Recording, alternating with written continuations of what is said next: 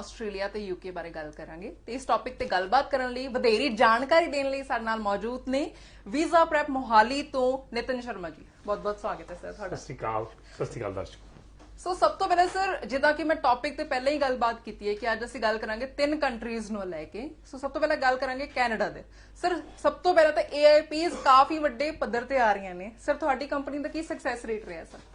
ਮੈਂ ਪਿਛਲੇ ਜਿਹਨੂੰ ਕਹਿ ਸਕਦੇ ਆ ਇੰਨੇ ਸਾਲਾਂ ਤੋਂ ਆ ਰਿਹਾ, ਸਿਰਫ ਕੋਵਿਡ ਟਾਈਮ ਨੂੰ ਛੱਡ ਦੋ ਤੇ ਹਰ ਵਾਰੀ ਵੀਜ਼ਾ ਪ੍ਰੈਪ ਦੇ ਵੱਲੋਂ ਮੈਂ ਆ ਕੇ ਆਪਣੇ ਦਰਸ਼ਕਾਂ ਨੂੰ ਇਹੀ ਦੱਸ ਰਿਹਾ ਕਿ 100% ਸਕਸੈਸ ਰੇਟ ਤੇ ਸਾਡੀ ਕੰਪਨੀ ਬੈਠੀ, ਇੱਕਮਾਤਰ ਕੰਪਨੀ ਪੰਜਾਬ ਦੀ ਜਾਂ ਤੁਸੀਂ ਹਰਿਆਣਾ ਕਹਿ ਲਓ, ਕਿਸੇ ਪਾਸੇ ਦੀ ਕਹਿ ਲਓ, ਮੈਨੂੰ ਕੋਈ ਕੰਪਨੀ ਜਿਹਦਾ ਹਲੇ ਤੱਕ ਕੈਨੇਡਾ ਨੂੰ ਲੈ ਕੇ 100% ਸਕਸੈਸ ਰੇਟ ਰਿਹਾ, ਇਹ ਮੈਂ ਚੈਨਲ ਦੇ ਉੱਤੇ ਹਲੇ ਤੱਕ ਕਹਿ ਰਿਹਾ। ਕਿਉਂਕਿ ਸਾਡੇ ਕੋਲ ਚਾਹੇ ਹਰ ਮਹੀਨੇ ਜਿੰਨੇ ਵੀ ਕੇਸ ਆ ਰਹੇ ਆ, ਹਰ ਕੇਸ ਤੇ ਅਸੀਂ ਇਹ ਨਹੀਂ ਕਰਦੇ ਵੀ 4-5 ਬੰਦੇ ਲਏ, ਟੀਵੀ ਅੱਗੇ ਬਿਠਾਤੇ ਜਾਂ ਆਪਣੀ ਫੇਸਬੁੱਕ ਤੇ ਬਿਠਾਤੇ ਤੇ ਦਿਖਾਤਾ ਜੀ ਆਹ ਲੋ ਜੀ ਸਾਡਾ ਵੀਜ਼ਾ ਆ ਗਿਆ, ਸਾਡਾ ਵੀਜ਼ਾ ਆ ਗਿਆ, ਸਾਡਾ ਵੀਜ਼ਾ ਆ ਗਿਆ, ਰੌਲਾ ਪਾਤਾ ਜੀ। ਅਸੀਂ ਜਿੰਨੇ ਬੱਚੇ ਆ ਰਹੇ ਆ, ਹਰੇਕ ਬੱਚੇ ਦਾ ਵੀਜ਼ਾ ਕਿਵੇਂ ਆਵੇ ਉਸ ਲਈ ਤਟਸਥ ਸਾਡੀ ਟੀਮ ਬੈਠੀ ਆ।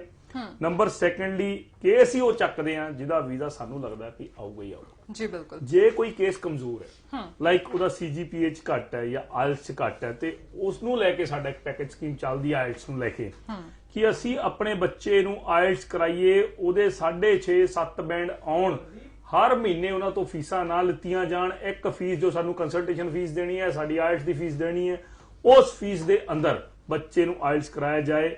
ਸਾਨੂੰ ਬੈਨੀਫਿਟ ਇਹ ਰਹਿੰਦਾ ਕਿ ਸਾਡੇ ਮੁਤਾਬਿਕ ਬੱਚਾ ਪੜ੍ਹਦਾ ਹੈ, ਸਾਡੇ ਮੁਤਾਬਿਕ IELTS ਦੇ ਬੈਂਡ ਆਉਂਦੇ ਨੇ ਤੇ ਬੱਚੇ ਦੇ ਬੈਂਡ ਆਉਂਦੇ ਤਾਂ ਵੀਜ਼ਾ 100% ਸ਼ੋਰ ਹੁੰਦਾ ਜੀ। ਅਸੀਂ ਬੱਚਿਆਂ ਦੇ ਭਵਿੱਖ ਨੂੰ ਲੈ ਕੇ 100% ਕਿਉਂ ਸਿਕਿਉਰ ਹਾਂ ਹਲੇ ਤੱਕ। ਜੋ ਮੈਂ ਕਹਿਣਾ ਕਿ ਮੈਂ ਕਹਿੰਦਾ ਮੇਰੇ 100 ਚੋਂ 5 ਬੱਚਿਆਂ ਦੇ ਵੀ ਵੀਜ਼ੇ ਕਦੇ ਰਿਫਿਊਜ਼ ਹੋਣਗੇ ਤੇ ਮੈਂ ਤੁਹਾਡੇ ਚੈਨਲ ਰਾਹੀਂ ਆ ਕੇ ਦੱਸੂਗਾ ਕਿ ਹਾਂਜੀ ਸਾਡੇ 5 ਬੱਚਿਆਂ ਦੇ ਵੀਜ਼ੇ ਰਿਫਿਊਜ਼ ਹੋਏ ਆ ਤੇ 95 ਦੇ ਆਏ। ਹਲੇ ਤੱਕ ਸਾਡੇ ਜੇ ਪੂਰੇ ਵੀਜ਼ੇ ਕਿਉਂ ਆ ਰਹੇ ਆ? ਐਕਸਪਰਟਸ। ਇਹ ਨਹੀਂ ਵੀ ਜਿਹੜਾ ਅਸੀਂ ਸਟਾਫ ਬਿਠਾਇਆ ਦਫ਼ਤਰਾਂ 'ਚ ਬੈਠਾ ਤੇ ਉਹੀ ਤੁਹਾਨੂੰ ਕੇਸ ਹੈਂਡਲ ਕਰ ਰਿਹਾ ਤੇ ਉਹੀ ਤੁਹਾਡੀ ਫਾਈਲਿੰਗ ਕਰ ਰਿਹਾ। ਉਹਨਾਂ ਦਾ ਫਾਈਲਿੰਗ ਨਾਲ ਕੋਈ ਮਤਲਬ ਨਹੀਂ, ਕੋਈ ਲੈਣ ਦੇਣ ਨਹੀਂ ਹੈ। ਸਾਡੀ ਸਟੇਜਸ ਵਾਲੀ, ਜਿਵੇਂ ਸਟੇਜ 1 ਬੱਚੇ ਦੀ ਡਾਕੂਮੈਂਟੇਸ਼ਨ, ਬੱਚੇ ਦਾ IELTS ਸਕੋਰ, ਔਰ ਉਸ ਤੋਂ ਬਾਅਦ ਉਹਦਾ ਪ੍ਰੋਫਾਈਲ ਔਰ ਕੋਰਿਲੇਟਡ ਪ੍ਰੋਫਾਈਲ। ਕੈਨੇਡਾ 'ਚ ਪਬਲਿਕ ਕਾਲਜ ਜਾਏਗਾ, ਪ੍ਰਾਈਵੇਟ 'ਚ ਜਾਏਗਾ, ਕਿਹੜੇ ਪ੍ਰੋਵਿੰਸ 'ਚ ਜਾਏਗਾ, ਕਿਸ ਪ੍ਰੋਵਿੰਸ 'ਚ ਕਿੰਨੀ ਜ਼ਿਆਦਾ ਜਿਹਨੂੰ ਕਹਿ ਸਕਦੇ ਆ ਸਟੂਡੈਂਟਸ ਦੀ ਜਾਣ ਦੀ ਸ਼ਮਤਾ ਹੈ, ਰਿਫਿਊਜ਼ਲ ਰੇਟ ਕਿਸ ਪ੍ਰੋਵਿੰਸ 'ਚ ਜ਼ਿਆਦਾ ਆ ਰਿਹਾ ਕਿਸੇ ਨੂੰ ਨਹੀਂ ਪਤਾ। ਤੁਸੀਂ ਕਿਸੇ ਨੂੰ ਜੇ ਸਵਾਲ ਕਰੋ ਵੀ ਜੀ ਹਾਂਜੀ ਅਲਬਰਟਾ ਦੇ ਵਿੱਚ ਜਾਂ ਮੈਨੀਟੋਬਾ ਦੇ ਵਿੱਚ, ਓਨਟਾਰੀਓ ਜਾਂ BC ਦੇ ਵਿੱਚ ਕਿਸ ਪ੍ਰੋਵਿੰਸ ਦੇ ਵਿੱਚ ਵੀਜ਼ਾ ਦਾ ਰੇਟ ਸਕਸੈਸ ਰੇਟ ਜ਼ਿਆਦਾ ਹੈ, ਕਿਸ ਦੇ ਵਿੱਚ ਘੱਟ ਹੈ। ਤੁੱਕੇ ਨਾਲ ਸਾਰੇ ਬੰਦੇ ਆਪਣਾ ਵੀਜ਼ਾ ਦਾ ਰੇਟ ਦੱਸੀ ਜਾ ਰਹੇ ਜੀ, ਇੱਧਰ ਅਪਲਾਈ ਕਰ ਲਓ, ਇੱਧਰ ਅਪਲਾਈ ਕਰ ਲਓ, ਇੱਧਰ ਅਪਲਾਈ ਕਰ ਲਓ। ਕੈਨੇਡੀਅਨ ਲਾਇਰਸ ਕਿਸੇ ਦੇ ਦਫ਼ਤਰ 'ਚ ਨਹੀਂ ਬੈਠੇ ਵੀ ਜਿਹਨੂੰ ਕਹਿ ਸਕੀਏ ਵੀ ਹਾਂਜੀ ਅਸੀਂ ਆਪਣੇ ਲਾਇਰ ਤੋਂ ਕਰਾਉਣੇ ਆ। ਸੋ ਇਹ ਜੋ ਚੀਜ਼ਾਂ ਸਾਨੂੰ ਖਾਸ ਬਣਾਉਂਦੀਆਂ, ਮੇਨ ਇਹ ਹੈ ਕਿ ਅੱਜ ਦੇ ਟਾਈਮ 'ਚ ਮੈਂ ਚਾਹੁੰਦਾ ਕਿ ਬੱਚੇ ਜਿੰਨੇ ਵੀ IELTS ਇੰਸਟੀਚਿਊਟ ਜੁਆਇਨ ਕਰ ਰਹੇ, ਜਿਹੜੀ ਐਜੂਕੇਸ਼ਨ ਤੋਂ ਨਾਮ ਕੋ ਮੈਂ ਕਹਿੰਦਾ ਇਹਨੂੰ ਠੱਗੀ ਨਹੀਂ ਕਹਿ ਸਕਦੇ ਲੇਕਿਨ ਇੱਕ ਲੁੱਟ ਕਹਿ ਸਕਦੇ। ਇੱਕ ਲੁੱਟ ਹੈ ਕਿ ਬੱਚੇ ਹਰ ਮਹੀਨੇ 15,000 20,000 ਰੁਪਇਆ ਦੇ ਰਹੇ ਹੈ। ਇੰਸਟੀਚਿਊਟਾਂ ਦੀ ਸਿਰਫ ਇੱਕ ਕਮਿਟਮੈਂਟ ਹੈ ਕਿ ਆਓ ਸਾਡੇ ਕੋਲ IELTS ਦੀ ਐਡਮਿਸ਼ਨ ਲਓ, ਕੋਈ ਗਾਰੰਟੀ ਨਹੀਂ, ਕੋਈ ਸ਼ੋਰਟੀ ਨਹੀਂ। ਚਲੋ ਗਾਰੰਟੀ ਨਹੀਂ ਕਹਿ ਸਕਦੇ, ਬੱਚੇ ਦੇ ਉੱਤੇ ਡਿਪੈਂਡ ਕਰਦਾ, ਕੋਈ ਸ਼ੋਰਟੀ ਨਹੀਂ ਕਿ ਅਸੀਂ ਸਾਡੇ ਕੋਲ ਪੜ੍ਹਦੇ ਬੱਚਿਆਂ ਦੇ 7 ਬੈਂਡ 6.5 ਬੈਂਡ ਨਾਟ ਲੈਸ ਦੈਨ 6 ਆਣਗੇ। ਸੋ ਇਹ ਚੀਜ਼ਾਂ ਦਾ ਕੌਣ ਖਿਆਲ ਰੱਖੂਗਾ? ਐਡੀਆਂ ਅਸੀਂ ਫੀਸਾਂ ਲੈ ਲੈਂਦੇ ਆ ਪਰ ਬੱਚਿਆਂ ਦੇ ਬੈਂਡ ਨਾ ਆਣ, ਲੱਖ ਰੁਪਈਆ ਬੱਚੇ ਖਰਾਬ ਕਰ ਦਿੰਦੇ ਆ। ਸੋ ਵੀਜ਼ਾ ਪ੍ਰੈਪ ਸਭ ਤੋਂ ਪਹਿਲੀ ਕੋਸ਼ਿਸ਼ ਇਹ ਰੱਖਦੀ ਆ, ਆਨਲਾਈਨ ਕਲਾਸ ਚ ਆਫਲਾਈਨ, ਹੁਣ ਆਫਲਾਈਨ ਦਾ ਦੌਰ ਆ ਗਿਆ, ਹੌਲੀ ਹੌਲੀ ਸ਼ੁਰੂ ਹੋ ਰਿਹਾ, ਸੈਨੀਟਾਈਜੇਸ਼ਨ ਪ੍ਰੋਸੈਸ ਚੱਲ ਰਹੇ ਨੇ, ਬੱਚੇ ਜਿਹੜੇ ਐਡਮਿਸ਼ਨ ਲੈਣਾ ਚਾਹਣ ਲੈ ਸਕਦੇ ਆ। ਸਾਡੀ ਕਮਿਟਮੈਂਟ ਇਹ ਰਹੇਗੀ ਕਿ ਮੇਰੇ ਕਿਸੇ ਵੀ ਬੱਚੇ ਦੇ 6.5 ਤੋਂ ਘੱਟ ਬੈਂਡ ਨਹੀਂ ਆਣਗੇ, ਨਾਟ ਲੈਸ ਦੈਨ 6। ਜੇ ਆਉਂਦੇ ਨੇ ਤੇ ਉਸ ਬੱਚੇ ਦੀ ਪੜ੍ਹਾਈ ਫ੍ਰੀ ਕਰਾਈ ਜਾਊਗੀ, ਉਹ ਸਾਡੇ ਕੋਲ ਪੜੂਗਾ ਜਦ ਤੱਕ ਉਹਦੇ ਬੈਂਡ ਨਹੀਂ ਆਉਂਦੇ। ਮੈਂ ਤੁਹਾਡੇ ਚੈਨਲ ਤੇ, ਸਾਡੇ ਫੇਸਬੁੱਕ ਤੇ ਇਹ ਚੀਜ਼ ਜਾਊਗੀ ਵੀਜ਼ਾ ਪ੍ਰੈਪ ਦੇ, ਕਦੋਂ ਮਰਜ਼ੀ ਸਾਨੂੰ ਕੱਢ ਕੇ ਦਿਖਾ ਦਿਓ ਤੁਸੀਂ ਟੀਵੀ ਤੇ ਇੰਨੀ ਗੱਲ ਬੋਲੀ ਸੀ ਤੇ ਸਾਡੇ ਬੱਚੇ ਕਦੇ ਵੀ IELTS ਦੇ ਘੱਟ ਬੈਂਡਾਂ ਤੋਂ ਛੂਤੇ ਨਾ ਰਹਿਣ। ਪਹਿਲੀ ਗੱਲ। ਦੂਜੀ ਗੱਲ, ਮੈਡਮ ਤੁਸੀਂ ਸਕਸੈਸ ਰੇਟ ਪੁੱਛਿਆ ਤਾਂ ਮੈਂ ਇਹ ਕਹਿ ਸਕਦਾ ਹਲੇ ਤੱਕ ਥਾਂ ਦੇ ਲੋਕੀ ਬੈਠੇ ਆਪਣਾ ਬਿਜ਼ਨਸ, ਅਸੀਂ ਇਕੱਲਾ ਬਿਜ਼ਨਸ ਕਰਨ ਨਹੀਂ ਆਉਂਦੇ। ਮੈਨੂੰ ਇਸ ਟਾਈਮ ਬੱਚਿਆਂ ਦੇ ਇਹੀ ਫਿਊਚਰ ਦੀ ਖੇਡ ਹੈ ਕਿ ਇਹਨਾਂ ਦਾ ਵੀਜ਼ਾ ਸਕਸੈਸ ਰੇਟ 100% ਹੋਵੇ, 100% ਵੀਜ਼ੇ ਆਉਣ, ਚਾਹੇ ਕੋਈ ਵੀ +2 ਕੀਤੀ ਹੈ, ਡਿਪਲੋਮੇ ਲੈਣੇ ਹੈ, ਲੀਡਿੰਗ ਟੂ ਡਿਗਰੀ ਲੈਣੇ ਹੈ, ਡਿਗਰੀ ਲੀਡਿੰਗ ਪੋਸਟ ਗ੍ਰੈਡ ਤੇ ਕਿਹੜੇ ਕਾਲਜ ਕਿਹੜੀ ਯੂਨੀਵਰਸਿਟੀ ਨੂੰ ਹਾਇਰ ਕੀਤੀ ਕਰੀਏ। ਫਾਈਨੈਂਸ਼ਲੀ ਲੋਕ ਬਹੁਤ ਟੁੱਟੇ ਪਏ ਨੇ। ਸੋ ਲੋਕਾਂ ਤੇ ਇਹ ਬੋਝ ਨਾ ਪਾਇਆ ਜਾਵੇ ਇੰਨਾ ਕਿ ਤੁਸੀਂ ਕੰਸਲਟੇਸ਼ਨ ਫੀਸ ਵੀ ਦੇਈ ਜਾਓ, ਤੁਸੀਂ IELTS ਦੇ ਵੀ ਪੈਸੇ ਦਿਓ, ਤੁਸੀਂ ਪੈਕੇਜ ਕਰ ਲਓ, ਤੁਸੀਂ ਇਹ ਕਰ ਲਓ। ਇਹ ਚੀਜ਼ਾਂ ਦੇ ਮੈਂ ਥੋੜਾ ਖਿਲਾਫ ਚੱਲ ਰਿਹਾ ਜੀ। ਕਾਲਰ ਲੈਣੇ ਆ। ਹੈਲੋ ਹੈਲੋ, ਸਤਿ ਸ਼੍ਰੀ ਅਕਾਲ ਸਰ, ਸਵਾਲ ਦੱਸੋ ਆਪਣਾ।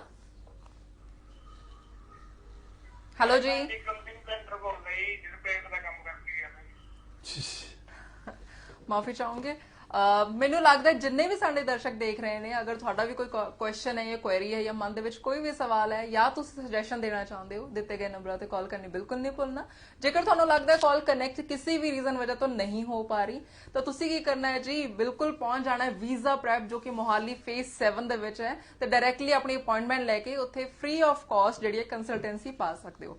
ਸਰ ਗੱਲ ਕਰ ਲੈਂਦੇ ਹਾਂ ਹੁਣ, ਕਾਫੀ ਸਾਰੀ ਮੈਨੂੰ ਲੱਗਦਾ ਰਿਜੈਕਸ਼ਨ ਵੀ ਆ ਰਹੀਆਂ ਨੇ, ਤੁਹਾਡੀ ਕੰਪਨੀ ਦੇ ਰਿਜੈਕਸ਼ਨ ਆਈਆਂ ਨੇ ਕੁਝ? ਹਾਲੇ ਤੱਕ zero single rejection case sir ਇਸ ਤੋਂ ਪਹਿਲਾਂ ਕਾਲਰ ਲੈ ਲੈਣੇ ਆ। ਹੈਲੋ ਜੀ, ਸਤਿ ਸ਼੍ਰੀ ਅਕਾਲ। ਸਤਿ ਸ਼੍ਰੀ ਅਕਾਲ ਮੈਮ ਜੀ, ਸਵਾਲ ਦੱਸੋ ਮੈਮ। ਹੈਲੋ, ਸਵਾਲ ਦੱਸੋ ਮੈਮ ਆਪਣਾ। ਆਈ ਥਿੰਕ ਨੈਟਵਰਕ ਤੋਂ ਬਾਹਰ ਨੇ ਮੈਮ ਜੀ। ਉਹ ਟੀਵੀ 'ਚ ਸੁਣ ਰਹੇ ਆ, ਪਹਿਲਾਂ ਵੀ ਕਹਿੰਦੇ ਤੁਹਾਡੇ ਕੋਲ ਕੰਮ ਕਰਕੇ ਗਏ ਜੀ, ਉਹਨਾਂ ਦਾ ਫੋਨ ਹੈ। ਸੋ ਰਿਜੈਕਸ਼ਨ ਤੇ ਆਨੇ ਆ ਜੀ ਮੈਡਮ। ਰਿਜੈਕਸ਼ਨ ਕੇਸ ਉਹਦੀ ਆਊਗੀ ਅੱਜ ਦੇ ਟਾਈਮ 'ਚ। ਮੈਂ ਦੇਖ ਰਿਹਾ ਥਾਂ ਥਾਂ ਤੇ ਐਡ ਲਾਈ ਹੋਈ ਆ ਲੋਕਾਂ ਨੇ, ਐਡਵਰਟੀਜ਼ਮੈਂਟ ਚੱਲ ਰਹੀ ਹੈ, ਚਾਹੇ ਟੀਵੀ ਚੈਨਲਾਂ ਤੇ ਆ ਕੇ ਬੈਠ ਕੇ ਬੋਲ ਰਹੇ ਆ, ਕਿਤੇ ਬੋਲ ਰਹੇ ਜੀ ਓਵਰਆਲ 6 1 ਚ 5, ਓਵਰਆਲ 6 ਕਿਸੇ 2 ਚ 5 ਅਸੀਂ ਕੇਸ ਚੱਕ ਰਹੇ, ਚਾਹੇ ਆਸਟ੍ਰੇਲੀਆ ਚਾਹੇ ਕੈਨੇਡਾ। ਲੋਕਾਂ ਨੇ ਸ਼ੋਰ ਮਚਾਤਾ ਸਾਰੇ ਪਾਸੇ। ਕਿਉਂ? ਕਿਉਂਕਿ ਉਹ ਕਹਿੰਦੇ ਸਾਡੇ ਕੋਲ ਵੱਧ ਤੋਂ ਵੱਧ ਕਾਲਾਂ ਆਉਣ, ਸਾਡੇ ਕੋਲ ਵੱਧ ਤੋਂ ਵੱਧ ਬੰਦੇ ਕਾਲ ਕਰਨ, ਸਾਡੇ ਕੋਲ ਕੇਸ ਆਉਣ, ਅਸੀਂ ਪੈਸੇ ਇਕੱਠੇ ਕਰੀਏ, 20 50 ਦੇ ਕੇਸ ਲਾਵਾਂਗੇ, ਕੁਝ ਤਾਂ ਮਿਲੂਗਾ। ਅਸੀਂ ਮੇਰੇ ਕੋਲ ਕੋਈ ਬੱਚਾ ਕਿਤੋਂ ਮਰਜ਼ੀ ਫੋਨ ਕਰ ਲੇ ਪੰਜਾਬ ਤੋਂ, ਜੇ ਉਹ ਕਹਦੇ ਸਾਡੇ ਓਵਰਆਲ 6 ਆਏ, 1 ਚ 5 ਆਏ, 5.5 ਤੁਸੀਂ ਕੇਸ ਲੈਣੇ ਹੋ, ਅਸੀਂ ਸਾਫ਼ ਨਾ ਕਰ ਦਿਆ। ਮੈਂ ਕਹਿੰਦਾ ਮੇਰੇ ਕੋਲ ਬੈਠ ਕੇ ਫ੍ਰੀ ਚ ਪੜਾ ਦੂੰਗਾ ਜੀ, ਜਾਂ ਕੰਸਲਟੇਸ਼ਨ ਫੀਸ ਲਵਾਂਗੇ ਜਾਂ ਆਈਐਲਟੀ ਫੀਸ। ਜਦ ਤੱਕ ਤੁਹਾਡੇ ਬੈਂਡ ਬੱਚੇ ਦੇ ਪੂਰੇ ਨਹੀਂ ਹੁੰਦੇ ਅਸੀਂ ਕੇਸ ਨਹੀਂ ਲਾਉਂਦੇ। ਇਹੀ ਸਾਡੇ ਸਕਸੈਸ ਦਾ ਰਾਜ ਹੈ ਕਿ ਅਸੀਂ ਆਪਣੇ ਬੱਚਿਆਂ ਦੇ ਬੈਂਡ ਪੂਰੇ ਲੈ ਕੇ ਆਉਣੇ ਆ, ਸਕਸੈਸ ਰੇਟ ਇਹਨਾਂ ਦਾ ਹਾਈ ਰੱਖਣਾ ਹੈ। ਵੀਜ਼ਾ ਰਿਫਿਊਜ਼ਲ ਰੇਟ ਸਭ ਤੋਂ ਘੱਟ ਸਾਡੀ ਕੰਪਨੀ ਦਾ, ਇੱਕ ਵੀ ਵੀਜ਼ਾ 2019 ਚ ਰਿਫਿਊਜ਼ ਨਹੀਂ ਹੋਇਆ ਜੀ। ਬਿਲਕੁਲ। ਸੋ ਸਹੀ ਕੰਸਲਟੇਸ਼ਨ ਹਮੇਸ਼ਾ ਜਦੋਂ ਚਾਹੀਦੀ ਹੁੰਦੀ ਹੈ ਤਾਂ ਆਪਣੇ ਸਹੀ ਕੰਸਲਟੈਂਟ ਦੀ ਚੋਣ ਕਰਨਾ ਬਹੁਤ ਹੀ ਜ਼ਿਆਦਾ ਜ਼ਰੂਰੀ ਹੈ। ਆਪਣੇ ਕਰੀਅਰ ਨੂੰ ਲੈ ਕੇ ਹਮੇਸ਼ਾ ਤੁਸੀਂ ਸੀਰੀਅਸ ਰਹਿਣਾ। ਜੇ ਤੁਹਾਨੂੰ ਵੀ ਲੱਗਦਾ ਇਸ ਟਾਈਮ ਤੁਹਾਡਾ ਕੁਐਸਚਨ ਜਿਹੜਾ ਹੈ ਇੱਥੇ ਡਿਸਕਸ ਨਹੀਂ ਹੋ ਰਿਹਾ, ਤਾਂ ਦਿੱਤੇ ਗਏ ਨੰਬਰਾਂ ਤੇ ਤੁਸੀਂ ਕਾਲ ਕਰ ਸਕਦੇ ਹੋ। ਡਾਇਰੈਕਟਲੀ ਇਹਨਾਂ ਨੰਬਰਾਂ ਤੇ ਕਾਲ ਕਰਕੇ ਹੁਣੇ ਇਸੇ ਟਾਈਮ ਸਾਡੇ ਨਾਲ ਗੱਲਬਾਤ ਕਰ ਸਕਦੇ ਹੋ। ਨਿਤਿਨ ਸਰ, ਮੈਂ ਇੱਕ ਗੱਲ ਕਹਿਣਾ, ਉਲਟਾ ਇਹ ਕਹਿਣਾ ਚਾਹਾਂਗਾ ਕਿ ਜਿਹੜੇ ਇਹ ਆਫਰ ਸਾਡੇ ਸਿਰਫ ਉਹਨਾਂ ਲੋਕਾਂ ਲਈ ਨਹੀਂ ਹੈਗੀ ਜਿਹੜੇ ਬੱਚੇ, ਕਈ ਥਾਵਾਂ ਤੋਂ ਮੈਂ ਦੇਖਿਆ 2 ਵਾਰੀ ਰਿਫਿਊਜ਼ ਨੇ, 3 ਵਾਰੀ ਰਿਫਿਊਜ਼ ਹੈ। ਉਹ ਵਿਚਾਰੇ ਸੋਚਦੇ ਚਲੋ ਹੁਣ ਕੈਨੇਡਾ ਨਹੀਂ ਤੇ ਹੁਣ ਯੂਕੇ ਜਾਣ ਨਿਕਲ ਜਾਂਦੇ ਆ, ਯੂਕੇ ਨਹੀਂ ਤੇ ਚਲੋ ਹੁਣ ਕਿਤੇ ਆਸਟ੍ਰੇਲੀਆ ਕੱਲ ਬਣ ਜਾਏਗਾ। ਤੋਂ ਇੱਧਰ ਉੱਧਰ ਜਾਣ ਨਾਲੋਂ ਇੱਕ ਵਾਰੀ ਸਾਨੂੰ ਆਪਣਾ ਕੇਸ ਜ਼ਰੂਰ ਦਿਖਾਓ, ਤੁਹਾਡਾ ਰਿਫਿਊਜ਼ ਦਾ ਜੈਨੂਅਨ ਆਪਾਂ ਰੀਜ਼ਨ ਚੈੱਕ ਕਰਕੇ ਜਾਂ ਕੈਨੇਡਾ ਤੋਂ ਚੈੱਕ ਕਰਾ ਕੇ ਅਸੀਂ ਤੁਹਾਡਾ ਕੇਸ ਅਪਲਾਈ ਕਰਾਂਗੇ। ਹਾਲੇ ਤੱਕ ਜਿੰਨੇ ਰਿਫਿਊਜ਼ਡ ਕੇਸਿਸ ਨੂੰ ਵੀ ਅਸੀਂ ਲਾਇਆ ਉਹਨਾਂ ਦੇ ਵੀ ਵੀਜ਼ਾਜ਼ ਆਏ ਆ। ਕੁਝ ਤਾਂ ਗੱਲ ਹੋਗੀ, ਆਪਾਂ ਸਿੰਪਲੀ ਨੋ ਕਰਾਂਗੇ, ਤੁਹਾਨੂੰ ਕੰਟਰੀ ਚੇਂਜ ਕਰਨ ਦੀ ਲੋੜ ਹੈਗੀ, ਤੁਸੀਂ ਕਰ ਰਹੇ ਹੋ, ਯੂ ਕੈਨ ਗੋ ਔਨ, ਤੁਸੀਂ ਪ੍ਰੋਸੀਡ ਕਰੋ। ਅਦਰਵਾਈਜ਼ ਸਾਨੂੰ ਲੱਗੇਗਾ ਕਿ ਤੁਹਾਡਾ ਰਿਫਿਊਜ਼ਡ 3 ਵਾਰੀ ਵੀ ਕਿਤੋਂ ਰਿਫਿਊਜ਼ਡ ਹੈ, ਕੈਨੇਡਾ ਤੋਂ ਰਿਫਿਊਜ਼ਡ ਹੈ, ਕਿਤੋਂ ਰਿਫਿਊਜ਼ਡ ਹੈ, ਤੁਸੀਂ ਅਪਲਾਈ ਕਰੋ, ਤੁਹਾਡਾ ਵੀਜ਼ਾ ਸਕਸੈਸ ਰੇਟ ਬਣੂਗਾ। ਸ਼ੋ ਮਸਟ ਗੋ ਔਨ ਜੀ। ਨਿਤਿਨ ਸਰ, ਇੱਕ ਫਾਈਲ ਅਸੈਸਮੈਂਟ ਹੋਣਾ ਕਿੰਨਾ ਕੁ ਜ਼ਰੂਰੀ ਹੈ? ਪ੍ਰੋਫਾਈਲ ਕਿੰਨੀ ਕੁ ਅਸੈਸਮੈਂਟ ਹੋਣਾ ਕਿੰਨਾ ਕੁ ਜ਼ਰੂਰੀ ਹੈ ਬੱਚਿਆਂ ਲਈ? ਸਾਰੀ ਗੇਮ ਜਿਹੜੀ ਹੈ ਇਹ ਫਾਈਲਾਂ ਤੇ ਹੀ ਹੈ, ਦੇਖਿਆ ਜਾਵੇ ਤਾਂ ਜੀ। ਬੱਚਿਆਂ ਨੂੰ ਕੋਈ ਮਤਲਬ ਨਹੀਂ ਤੁਸੀਂ ਕਿੱਡੇ ਸੋਹਣੇ ਦਫ਼ਤਰ ਬਣਾਏ ਨੇ, ਬੱਚਿਆਂ ਨੂੰ ਕੋਈ ਮਤਲਬ ਨਹੀਂ ਤੁਸੀਂ ਕਿੰਨੀ ਸੋਹਣੀਆਂ ਉੱਥੇ ਟੀਚਰਾਂ ਰੱਖੀਆਂ, ਬੱਚਿਆਂ ਨੂੰ ਕੋਈ ਮਤਲਬ ਨਹੀਂ ਤੁਸੀਂ ਆਇਲਟਸ ਕਿੱਦਾਂ ਪੜਾਉਂਦੇ ਹੋ, ਤੁਸੀਂ ਪੜਾਉਂਦੇ ਹੋ ਵੀ ਕਿ ਨਹੀਂ, 3-3 ਘੰਟੇ ਬੱਚੇ ਲਾ ਕੇ ਜਾਂਦੇ ਆ।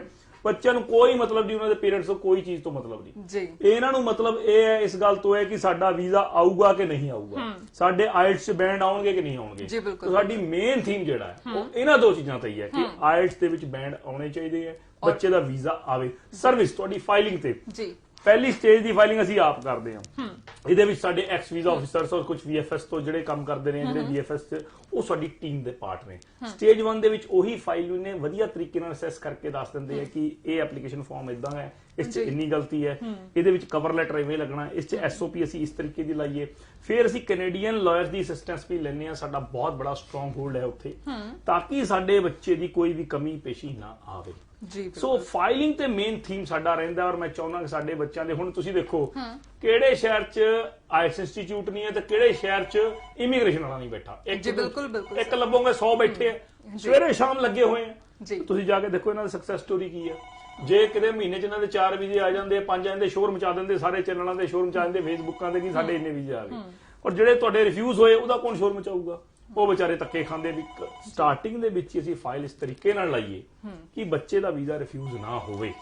ਕਾਲਰ ਲੈ ਲੈਂਦੇ ਆ ਸਰ, ਕਾਲ ਡਿਸਕਨੈਕਟ। ਸਰ ਟਰੈਵਲ ਦੀ ਗੱਲਬਾਤ ਕਰ ਲੈਂਦੇ ਆ। ਟਰੈਵਲ ਦੇ ਨੂੰ ਲੈ ਕੇ ਕੁਝ ਨया ਅਪਡੇਟ ਆਇਆ ਹੋਵੇ, ਬੱਚੇ ਬਹੁਤ ਉਤਸੁਕਤਾ ਨਾਲ ਵੇਟ ਕਰ ਰਹੇ ਨੇ ਕਿ ਅਸੀਂ ਕਦੋਂ ਉੱਥੇ ਜਾਈਏ, ਆਨਲਾਈਨ ਕਲਾਸਿਸ ਜਿਹੜੀ ਚੱਲ ਰਹੀਆਂ ਉੱਥੇ ਜਾ ਕੇ ਪੜ੍ਹੀਏ, ਸਰ ਕੀ ਕਹਿਣਾ ਹੈ ਇਸ ਬਾਰੇ ਤੁਹਾਡਾ? ਇਹਦੇ ਬਾਰੇ ਨੋਟੀਫਿਕੇਸ਼ਨ ਆਣੀ ਸਟਾਰਟ ਹੋ ਗਈ ਹੈ AIPs ਨੂੰ ਲੈ ਕੇ। ਹੁਣ ਜੇ ਕਈ ਸਾਡੇ ਕਾਲਜਸ ਨੇ ਜਿਨ੍ਹਾਂ ਨੇ ਬੱਚਿਆਂ ਨੂੰ ਟਰੈਵਲਿੰਗ ਲਈ ਅਲਾਉ ਕਰਨਾ ਸ਼ੁਰੂ ਕਰਤਾ, ਇਹਦੀ ਨੋਟੀਫਿਕੇਸ਼ਨ ਇਹ ਆ ਰਹੀ ਹੈ ਦੇ ਆਰ ਲੁਕਿੰਗ ਕਿ ਬੱਚੇ ਜਿਹੜੇ ਕਿਹੜੇ ਕੋਰਸ ਦੇ ਵਿੱਚ ਪਏ, ਕਿਹੜੇ ਥੀਮ 'ਚ ਪਏ ਆ। ਨਿਊ ਨੋਟੀਫਿਕੇਸ਼ਨਸ ਆ ਰਹੀਆਂ AIPs ਵਾਲੇ। ਸਾਡੇ ਤਾਂ ਸਾਨੂੰ ਪਤਾ ਕਿ ਸਾਡੇ ਬੱਚੇ ਜਿਹੜੇ AIPs ਲੈ ਕੇ ਬੈਠੇ ਸੀ, ਹੁਣ ਜਿਹਨੇ ਪਹਿਲਾਂ ਵੀਜ਼ਾ ਸਟੈਂਪ ਕਰਾ ਕੇ ਬੈਠੇ ਸੀਗੇ, ਜਿਹੜੇ ਲਾਕਡਾਊਨ ਦੇ ਕਰਕੇ ਜਾ ਨਹੀਂ ਸਕੇ, ਸਾਰੇ ਬੱਚਿਆਂ ਦੀ ਫਲਾਈਟ ਕਰਾ ਚੁੱਕੇ ਆ ਪਿਛਲੇ ਮਹੀਨੇ। ਸਭ ਦੀ ਫਲਾਈਟਾਂ ਗਈਆਂ। ਇਨਫੈਕਟ ਮੈਂ ਤੁਹਾਡੇ ਚੈਨਲ ਤੇ ਆ ਕੇ ਡੇਟ ਵੀ ਦੱਸੀ ਕਿ ਅੱਜ ਰਾਤ ਵੀ ਮੇਰੇ ਬੱਚਿਆਂ ਦੀ ਫਲਾਈਟ ਹੈ। ਹੁਣ ਗੱਲ AIP, ਹੁਣ ਜਿੰਨਿਆਂ ਦੇ AIPs ਆ ਰਹੇ ਆ ਉਹਨਾਂ ਦੀ ਵੀ ਨੋਟੀਫਿਕੇਸ਼ਨਸ ਆ ਗਈਆਂ ਵੀ ਕਾਲਜ ਉਹਨਾਂ ਨੂੰ ਲਿਖ ਕੇ ਦੇ ਰਿਹਾ ਕਿ ਉਹਨਾਂ ਲਈ ਅੰਬੈਸੀ ਓਪਨ ਹੋ ਰਹੀ ਹੈ ਤੇ ਉਹ ਬੱਚੇ ਜਾ ਕੇ ਆਪਦੀ visa stamping stage 2 final stage ਕਰਾ ਸਕਦੇ ਨੇ। ਨਿਤਨ ਸਰ ਕਾਲਰ ਲੈਣੇ ਆ। ਹੈਲੋ ਜੀ। हेलो, ਸਤਿ ਸ਼੍ਰੀ ਅਕਾਲ ਸਰ, ਸਵਾਲ ਦੱਸੋ ਆਪਣਾ। नमस्कार जी। मैंने सवाल पूछना था। मैंने अभी ग्रेजुएशन करी है और मैंने आइल्स के एग्जाम्स दिए जिसमें मेरे 8 रैंक्स आए हैं। 8 बैंड्स, दैट्स ग्रेट। हाँ जी, 8 आए हैं। तो मैंने स्टडी वीजा के रिगार्डिंग पूछना था। ग्रेजुएशन कौन से ईयर में कंप्लीट हुई है सर आपकी? 2020 में 2020 सर। परसेंटेज कितनी रही है थोड़ी? परसेंटेज 83% है। 83 he जी is sir. the most eligible person. What's your good name? Vishal sir. Vishal, congratulations for your bands and that's really nice marks. You're 83% and thank you so much sir. and you are really eligible for Canada, any type of university, and you can start your course with postgraduate diploma, and secondly you can go for your post graduation in any field. Graduation Vishal आपने किस stream में की है? Call कर चुकी है sir. ਅਗਰ ਵਿਸ਼ਾਲ ਮੈਨੂੰ ਦੇਖ ਰਿਹਾ ਸੋ ਆਈ ਕੈਨ ਐਕਸਪਲੇਨ ਹਿਮ। ਅਗਰ ਤੁਸੀਂ ਆਰਟਸ ਦੇ ਵਿੱਚ, ਕਾਮਰਸ ਦੇ ਵਿੱਚ ਔਰ ਸਾਇੰਸ ਦੇ ਵਿੱਚ ਨਾਨ ਮੈਡੀਕਲ ਔਰ ਮੈਡੀਕਲ ਨੂੰ ਅਸੀਂ ਡਿਫਰੈਂਸ਼ੀਏਟ ਕਰ ਲੈਂਦੇ ਆ। ਕੈਨੇਡਾ ਜਿਹੜੇ ਬੱਚੇ ਜਾਣਾ ਚਾਹੁੰਦੇ ਥੋੜਾ ਜਿਹਾ ਧਿਆਨ ਲਾ ਕੇ ਸੁਣੋ ਵੀ ਜਦੋਂ ਤੁਸੀਂ ਆਰਟਸ ਦੇ ਕੋਰਸ ਜਾਂ +2 ਆਰਟਸ ਤੇ ਗ੍ਰੈਜੂਏਸ਼ਨ ਆਰਟਸ ਕੀਤੀ ਹੈ ਤੇ ਤੁਸੀਂ ਬਿਜ਼ਨਸ ਮੈਨੇਜਮੈਂਟ, ਹਸਪਿਟੈਲਿਟੀ ਇਸ ਤਰੀਕੇ ਦੇ ਕੋਰਸਸ ਨੂੰ ਆਪਟ ਕਰ ਸਕਦੇ ਹੋ। ਉਸ ਤੋਂ ਬਾਅਦ ਜੇ ਤੁਸੀਂ ਨਾਨ ਮੈਡੀਕਲ ਕੀਤਾ ਤਾਂ ਤੁਸੀਂ advance diploma in digital media and studies, advance diploma in IT, advance diploma in networking +2 ਲਈ ਹੈ। Post graduate diploma after graduation ਜਾਂ post graduation they can go for IT line ਦੇ ਵਿੱਚ ਸਾਡੇ ਨਾਨ ਮੈਡੀਕਲ ਜਾ ਸਕਦੇ ਹੋ। ਮੈਡੀਕਲ ਦੇ ਵਿੱਚ ਸਿਰਫ ਜਿਹੜੇ ਮੈਡੀਕਲ ਸਟਰੀਮ ਦੇ ਕੋਰਸਸ ਨੇ +2 ਬਾਇਓ ਕਰਕੇ ਹੈ, ਉਹਨਾਂ ਦੀ ਅਲੱਗ-ਅਲੱਗ ਕਾਲਜ, ਅਲੱਗ-ਅਲੱਗ ਯੂਨੀਵਰਸਿਟੀਜ਼ ਉਸ 'ਚ ਹੀ ਜਾਣਾ ਹੈ। ਕਾਮਰਸ ਦਾ ਬੱਚਾ ਹੁਣ ਥੋੜਾ ਜਿਹਾ ਡਾਈਸੀ ਹੋ ਜਾਂਦਾ ਕਿ ਕਾਮਰਸ ਦਾ ਬੱਚਾ ਕਿੱਥੇ ਜਾਵੇ। ਇਹ ਆਪਟ ਕਰਦਾ ਹੈ ਬਿਜ਼ਨਸ ਮੈਨੇਜਮੈਂਟ ਵਿੱਚ ਵੀ, ਇਹ ਆਪਟ ਕਰਦਾ ਹੈ ਤੁਹਾਡਾ IT ਵਿੱਚ ਵੀ। ਸੋ ਇਹਦੇ ਵਿੱਚ ਇਹਦਾ CGPA ਵੀ ਚੱਲਦਾ ਹੈ ਨੰਬਰ 1, ਨੰਬਰ 2 ਇਹਦਾ ਇੰਟਰਸਟ ਚੱਲਦਾ ਹੈ, ਨੰਬਰ 3 ਦਾ ਆਇਲ ਸਕੋਰ ਚੱਲਦਾ ਹੈ, ਨੰਬਰ 4 ਕਾਲਜ ਜਾਂ ਯੂਨੀਵਰਸਿਟੀ ਤੁਸੀਂ ਕਿਹੜਾ ਆਪਟ ਕੀਤਾ ਉਸ ਹਿਸਾਬ ਨਾਲ ਹੀ ਕਾਮਰਸ ਦੇ ਬੱਚੇ ਨੂੰ ਆਪਣਾ ਕੋਰਸ ਆਪਟ ਕਰਨਾ ਹੈ। ਇਹਦੇ ਵਿੱਚ ਬਹੁਤ ਸੀ ਵੈਰਾਈਟੀਜ਼ ਹੈ। ਪਬਲਿਕ ਕਾਲਜ ਦੇ ਵਿੱਚ, ਪ੍ਰਾਈਵੇਟ ਕਾਲਜ ਦੇ ਵਿੱਚ ਬਹੁਤ ਵੈਰਾਈਟੀਜ਼ ਹੈ। ਕਿਹੜੇ ਕਾਲਜ ਨੂੰ ਤੁਸੀਂ ਆਪਟ ਕਰਨਾ ਹੈ ਇਹ ਡਿਪੈਂਡ ਕਰਦਾ। ਜੀ ਨਿਤਿਨ ਸਰ, ਜਿੱਦਾਂ ਤੁਸੀਂ ਦੱਸਿਆ ਬਹੁਤ ਹੀ ਟਰਾਂਸਪੇਰੈਂਸੀ ਨਾਲ ਜਵਾਬ ਦਿੱਤੇ ਹੈ ਕਿ ਜਿਹੜਾ ਬੱਚਾ ਲੱਗਦਾ ਹੈ ਐਲੀਜੀਬਲ ਹੈ, ਕ੍ਰਾਈਟੇਰੀਆ ਨੂੰ ਪੂਰਾ ਕਰਦਾ ਹੈ, ਉਹਨੂੰ ਯੈਸ ਕੀਤਾ ਜਾਂਦਾ ਹੈ, ਤੇ ਜਿਹੜਾ ਬੱਚਾ ਐਲੀਜੀਬਿਲਿਟੀ ਕ੍ਰਾਈਟੇਰੀਆ ਨੂੰ ਨਹੀਂ ਫੁੱਲਫਿਲ ਕਰਦਾ ਉਹਨੂੰ ਤੁਸੀਂ ਨੋ ਕਹਿ ਦਿੰਦੇ ਹੋ। ਸਰ ਕੁਝ ਕੰਪਨੀਆਂ ਹੈ ਜਿਹੜੀਆਂ 5 ਬੈਂਡਸ ਨੂੰ, 5.5 ਬੈਂਡਸ ਨੂੰ ਵੀ ਓਕੇ ਕਰ ਰਹੀਆਂ, ਸਰ ਉਹਨਾਂ ਦੇ ਬਾਰੇ ਕੀ ਕਹਿਣਾ ਤੁਹਾਡਾ? ਮੈਡਮ ਮੈਂ ਨਾਮ ਤਾਂ ਨਹੀਂ ਲਵਾਂਗਾ। ਜਿਹੜੇ ਵਿਚਾਰੇ ਬੱਚਿਆਂ ਨੂੰ ਇਹ ਕਹਿ ਰਹੇ ਵੀ ਆ ਜਾਓ ਤੁਹਾਡੇ 5 ਬੈਂਡ ਹੈ, 5.5 ਬੈਂਡ ਹੈ, ਕੈਨੇਡਾ ਲਾ ਦੇਗਾ, ਮੇਰੇ ਹਿਸਾਬ ਨਾਲ ਤਾਂ ਉਹ ਪੂਰੀ ਲੁੱਟ ਆ। ਇਸ ਚੀਜ਼ ਨੂੰ ਬੰਦ ਹੋਣਾ ਚਾਹੀਦਾ, ਪਰ ਬੱਚਿਆਂ ਨੂੰ ਵੀ ਅਵੇਅਰ ਹੋਣਾ ਚਾਹੀਦਾ ਵੀ ਤੁਸੀਂ ਇੱਕ ਆਇਲਸ ਦੇ 6 ਬੈਂਡ ਨਹੀਂ ਲੈ ਪਾ ਰਹੇ ਹੋ, ਨਾਟ ਲੈਸ ਦੈਨ 6, ਤੇ ਤੁਸੀਂ ਅੱਗੇ ਜਾ ਕੇ ਕਾਮਯਾਬ ਕਿੰਨਾ ਖਾਓਗੇ।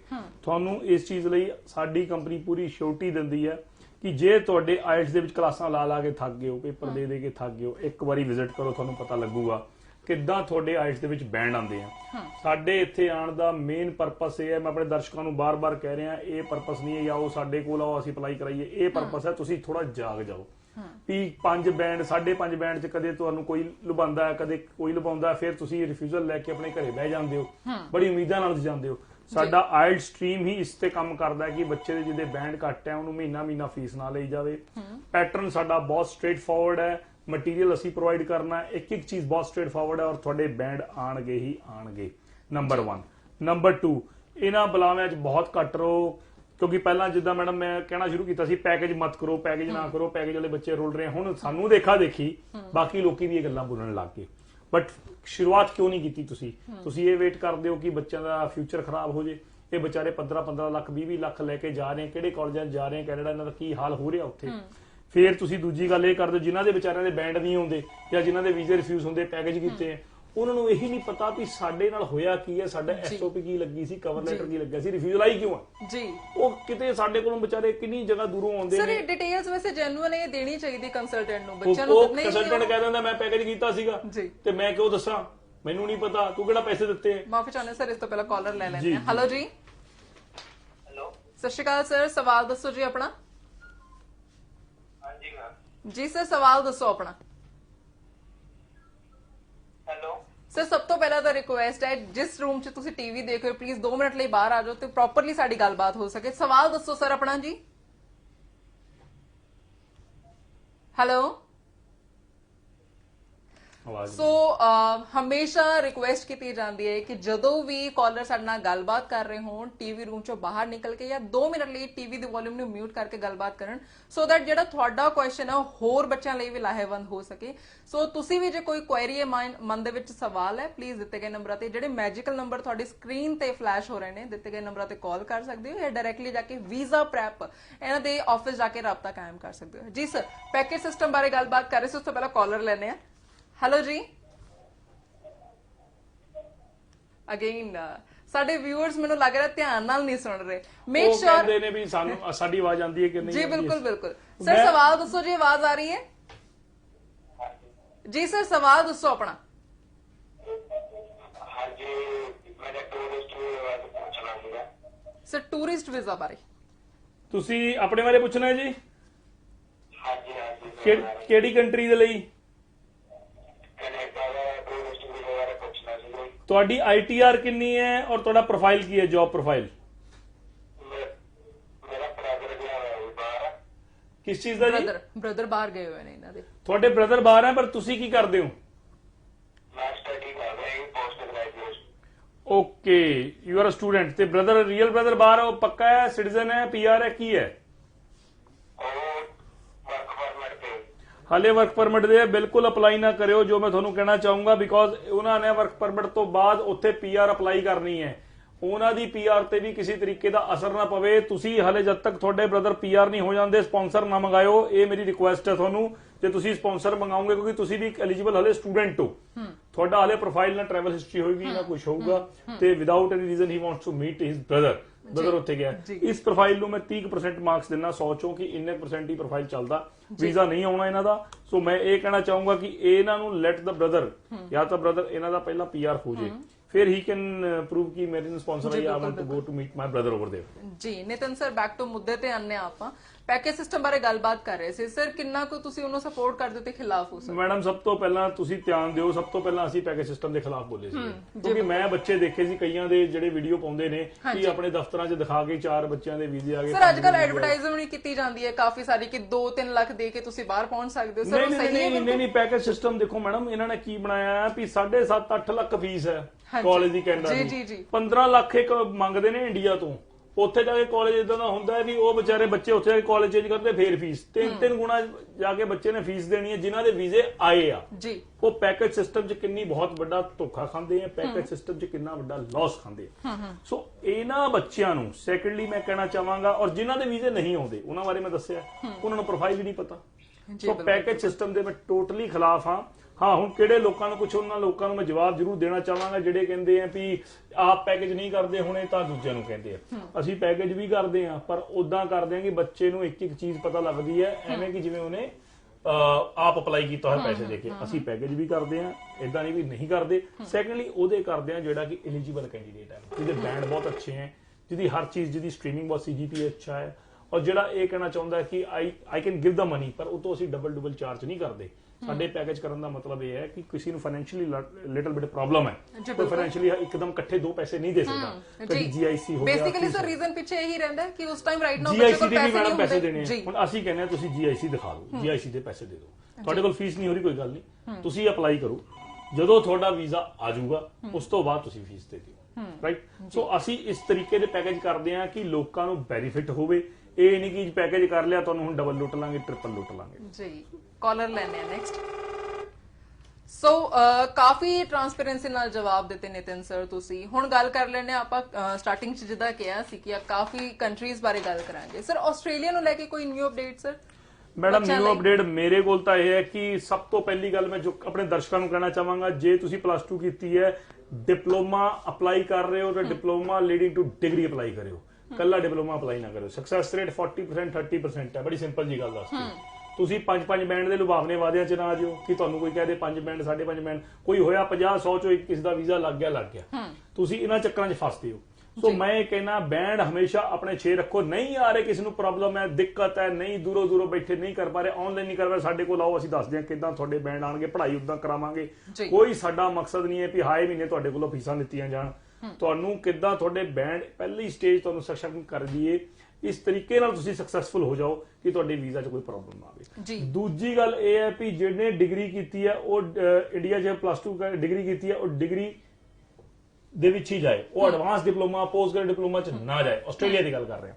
ਔਰ ਜਿਹਨੇ ਕੀਤਾ ਹੋਇਆ ਪਲੱਸ 2 ਉਹ ਵੀ ਡਿਪਲੋਮਾ ਅਗਰ ਅਪਲਾਈ ਕਰਦਾ, diploma leading to degree apply ਕਰੇ। ਇਹ ਦੋ ਮੇਜਰ ਗੱਲਾਂ ਨੇ ਜੋ ਆਸਟ੍ਰੇਲੀਆ ਲਈ ਧਿਆਨ ਰੱਖਣੀਆਂ ਪੈਂਦੀਆਂ। ਆਈਐਲਟਸ ਦੇ ਬੈਂਡ ਰੱਖਣੇ ਪੈਂਦੇ, ਗੈਪ ਜ਼ਿਆਦਾ ਨਾ ਹੋਵੇ। ਹੁਣ ਲੋਕੀ ਕਹਿੰਦੇ ਜੀ 4 ਸਾਲ ਦਾ 5 ਸਾਲ ਦਾ ਗੈਪ ਹੈ। ਅੱਜ ਵੀ ਮੈਨੂੰ ਇੰਨੇ ਫੋਨ ਆਏ, ਰੋਜ਼ ਮੈਨੂੰ ਫੋਨ ਆਉਂਦੇ ਆ। ਤੁਸੀਂ ਸੁਣ ਕੇ ਕਿਤੇ ਆਪ ਕਰਕੇ ਦੇਖ ਲਿਓ ਕਿ ਮੈਂ ਤੁਹਾਨੂੰ ਹਾਂ ਕਰਦਾ ਜਾਂ ਨਾ ਕਰਦਾ। ਟੀਵੀ ਅੱਗੇ ਬੋਲ ਰਹੇ ਹਾਂ ਤੇ ਪਿੱਛੇ ਕੀ ਪਤਾ ਤੁਹਾਨੂੰ ਲੱਗਦਾ ਤੁਹਾਨੂੰ ਅਸੀਂ ਹਾਂ ਕਰ ਦਿੰਦੇ ਹੋਈਏ। ਬਿਲਕੁਲ ਨਹੀਂ। ਜੇ ਮੈਂ ਬੱਚੇ ਨੂੰ ਨਾ ਕਰਤੀ ਇਟ ਮੀਨਸ ਨਾ ਆਪਣਾ ਪ੍ਰੋਫਾਈਲ ਸਟਰੋਂਗ ਕਰੋ। ਨਹੀਂ ਹੁੰਦਾ ਅਸੀਂ ਦੱਸਾਂਗੇ ਕਿਵੇਂ ਸਟਰੋਂਗ ਕਰਨਾ, ਪਰ ਅਪਲਾਈ ਨਹੀਂ ਕਰਦੇ, ਭਵਿੱਖ ਨਹੀਂ ਕਿਸੇ ਦਾ ਖਰਾਬ ਕਰਦੇ। ਜੀ ਐਕਸਪੀਰੀਅੰਸਡ ਜਿਹੜਾ ਐਕਸਪਰਟਾਈਜ਼ ਹੁੰਦਾ ਹਮੇਸ਼ਾ ਸਹੀ ਸਲਾਹ ਦਿੰਦਾ ਹੈ। ਤਾਂ ਤੁਸੀਂ ਵੀ ਜੇ ਕੋਈ ਕੁਐਰੀ ਹੈ, ਕੋਈ ਕੁਐਸਚਨ ਹੈ, ਦਿੱਤੇ ਗਏ ਨੰਬਰਾਂ ਤੇ ਕਾਲ ਕਰ ਸਕਦੇ ਹੋ। ਜਿੱਦਾਂ ਕਿ ਸਾਡੇ ਦਰਸ਼ਕ ਕਾਲ ਕਰ ਰਹੇ ਨੇ, ਗੱਲਬਾਤ ਕਰਦੇ ਹਾਂ। ਹੈਲੋ ਜੀ, ਸਤਿ ਸ਼੍ਰੀ ਅਕਾਲ ਜੀ। ਸਰ ਸਵਾਲ ਦੱਸੋ ਜੀ। ਹਾਂਜੀ, ਤੁਸੀਂ ਕਰਦੇ ਕੀ ਹੋ? ਮੈਂ ਜੌਬ ਕਰਦਾ ਜੀ। ਕਿੱਥੇ? ITR ਕਿੰਨੇ ਦੀ ਤੁਹਾਡੀ? ਮੇਰੀ ਹੈਗੀ ਹੈ ਜੀ ਮੈਂ 11 ਲੱਖ ਦੀ। Very good. ਤੇ 11 ਲੱਖ ਦੀ ITR ਹੈ। ਹੁਣ ਮੈਂ ਟੀਵੀ ਤੇ ਬੈਂਕ ਬੈਲੈਂਸ ਨਹੀਂ ਪੁੱਛਾਂਗਾ। ਤੇ ITR ਭਰਦੇ 3 ਸਾਲ ਹੋ ਗਏ? ਹਾਂਜੀ 11 ਹੋਵੇ। ਮੈਨੂੰ ਤਾਂ ਸਰਵਿਸ ਕਰਦੇ ਗਵਰਨਮੈਂਟ ਸਰਵਿਸ ਕਰਦੇ ਮੈਂ ਲੱਗ ਜਾਣਾ ਜੀ।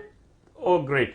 ਤੇ ਕੋਈ ਹੈਗਾ ਤੁਹਾਡਾ ਕੈਨੇਡਾ ਜਾਣਾ ਚਾਹੁੰਦੇ ਹੋ? ਤੁਸੀਂ ਕਿੱਥੇ ਜਾਣਾ ਚਾਹੁੰਦੇ ਹੋ ਟੂਰਿਸਟ ਤੇ? ਮੇਰਾ ਬੇਟਾ ਗਿਆ ਹੈ ਸਟੱਡੀ ਵੀਜ਼ੇ ਤੇ ਕੈਨੇਡਾ। ਉਹ ਤੁਹਾਨੂੰ ਭੇਜ ਦਾਂਗੇ, ਫਿਰ ਟੈਨਸ਼ਨ ਕਿਉਂ ਲੈ ਰਹੇ ਹੋ? ਜੀ ਉਹ ਹੈ ਸਰ ਦਸੰਬਰ ਦੇ ਬਾਅਦ ਪਰਮਿਟ ਸ਼ੁਰੂ ਹੋ ਜਾਣਾ। ਮੈਂ ਕਹਿ ਰਿਹਾ ਤੁਹਾਨੂੰ ਭੇਜ ਦਾਂਗੇ, ਤੁਸੀਂ ਨਿਸ਼ਚਿੰਤ ਹੋ ਜਾਓ। ਤੁਹਾਨੂੰ ਟੂਰਿਸਟ ਵੀਜ਼ਾ ਮਿਲ ਜਾਏਗਾ ਜੀ। ਫਿਲਹਾਲ ਕੀ ਹੈ, ਅੰਬੈਸੀ ਇਸ ਟਾਈਮ ਟੂਰਿਸਟ ਦੀ ਐਪਲੀਕੇਸ਼ਨਸ ਲੈ ਨਹੀਂ ਰਹੀ। ਆਨਲਾਈਨ ਐਪਲੀਕੇਸ਼ਨ ਸਿਰਫ ਸਟੂਡੈਂਟ ਦੀ ਲਿੱਤੀ ਜਾ ਰਹੀ ਹੈ। ਜੇ ਆਪਾਂ ਲੈ ਲਈ, ਤੁਸੀਂ ਦੇਖੋ 10 ਦਿਨ ਲਈ ਜਾਓਗੇ, 20 ਦਿਨ ਲਈ ਜਾਓਗੇ, 30 ਦਿਨ ਲਈ ਜਾਓਗੇ। ਸਟੂਡੈਂਟ ਲਈ ਇਸ ਟਾਈਮ ਕੰਡੀਸ਼ਨ ਇਹ ਲਾਈ ਹੋਈ ਹੈ ਕੈਨੇਡਾ ਗਵਰਨਮੈਂਟ ਨੇ ਕਿ 17 ਦਿਨ ਦਾ ਕੁਆਰੰਟਾਈਨ ਪੀਰੀਅਡ ਹੈ। ਸੋ ਫਿਰ ਤੁਹਾਡਾ ਇਸ ਟਾਈਮ ਜਾਣਾ ਮੈਨੂੰ ਸੂਟੇਬਲ ਨਹੀਂ ਲੱਗ ਰਿਹਾ। ਲੈਟ ਦਾ ਜਿਹਨੂੰ ਕਹਿੰਦੇ ਆ ਨਾ ਕਿ ਹਲੇ ਨਿਊ ਨੋਟੀਫਿਕੇਸ਼ਨ ਆਉਣ ਦਿਓ। ਟੂਰਿਸਟ ਦੀ ਮੇਰੇ ਕੋਲ ਇੰਨੀ ਐਪਲੀਕੇਸ਼ਨ ਹੈ, ਮੈਂ ਸਾਰੀਆਂ ਹੋਲਡ ਤੇ ਪਾਈਆਂ, ਇਸ ਕਰਕੇ ਕਿ ਜਿਸ ਦਿਨ ਮੈਨੂੰ ਪਤਾ ਐਪਲੀਕੇਸ਼ਨ ਲਾਵਾਂਗੇ ਉਸ ਦਿਨ ਵੀਜ਼ੇ ਆਉਣਗੇ। ਜੀ ਬਿਲਕੁਲ। ਨਿਤਿਨ ਸਰ, ਮੈਨੂੰ ਲੱਗਦਾ ਹੈ ਕਿ ਕਾਫੀ ਦਰਸ਼ਕ ਕਾਫੀ ਵਧੀਆ ਸਵਾਲ ਪੁੱਛਦੇ ਨੇ। ਜੇਕਰ ਤੁਹਾਡਾ ਵੀ ਕੋਈ ਸਵਾਲ ਹੈ, ਦਿੱਤੇ ਗਏ ਨੰਬਰਾਂ ਤੇ ਕਾਲ ਕਰ ਸਕਦੇ ਹੋ, ਜਾਂ ਜਿਹੜੇ ਨੰਬਰ ਫਲੈਸ਼ ਹੋ ਰਹੇ ਨੇ ਸਕਰੀਨ ਤੇ ਉਹਨਾਂ ਤੇ ਕਾਲ ਕਰਕੇ ਆਪਣਾ ਅਪਾਇੰਟਮੈਂਟ ਫਿਕਸ ਕਰ ਸਕਦੇ ਹੋ ਤੇ ਫ੍ਰੀ ਆਫ ਕਾਸਟ ਜਿਹੜੀ ਕੰਸਲਟੈਂਸੀ ਤੁਸੀਂ ਪਾ ਸਕਦੇ ਹੋ। ਨੈਕਸਟ ਕਾਲਰ ਨਾਲ ਗੱਲਬਾਤ ਕਰਦੇ ਹਾਂ। ਹੈਲੋ ਜੀ, ਸਤਿ ਸ਼੍ਰੀ ਅਕਾਲ। ਸਤਿ ਸ਼੍ਰੀ ਅਕਾਲ ਸਰ, ਸਵਾਲ ਦੱਸੋ ਜੀ।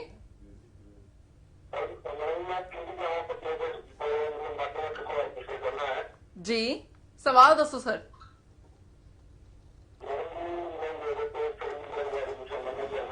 ਜੀ ਸਰ, ਸਵਾਲ ਦੱਸੋ, ਕੀ ਪੁੱਛਣਾ ਚਾਹੁੰਦੇ ਹੋ ਤੁਸੀਂ?